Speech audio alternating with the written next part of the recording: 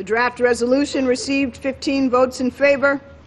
The draft resolution has been adopted unanimously. Just 1 week after its first resolution on Syria, the UN Security Council authorized the next step in the UN-backed plan for peace. Up to 300 military observers will join the small group currently on the ground to monitor the ceasefire. But before they can be deployed, the Secretary General will have to verify that a sufficient cessation of violence has actually been achieved.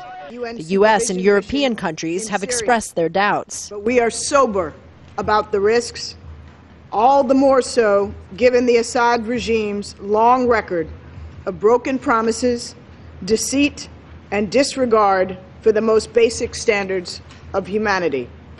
YouTube video shows tanks on the move in Hama.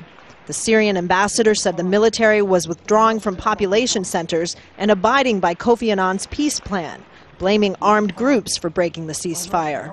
The government, he says, has a right to maintain order.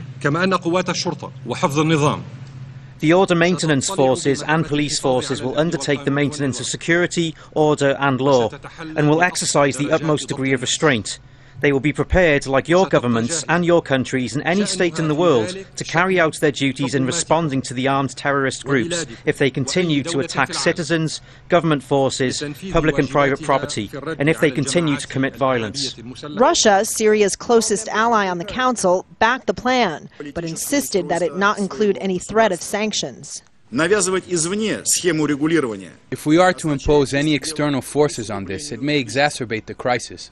We call upon all Syrian parties and both the authorities and the opposition to refrain from violence and to fully uphold the provisions of the Annan Plan and the requirements of the resolution. The resolution only authorizes the mission for 3 months initially, and it requires the Secretary General to report on the implementation of the peace plan every 15 days, a sign that the Security Council will be watching closely and weighing its next steps.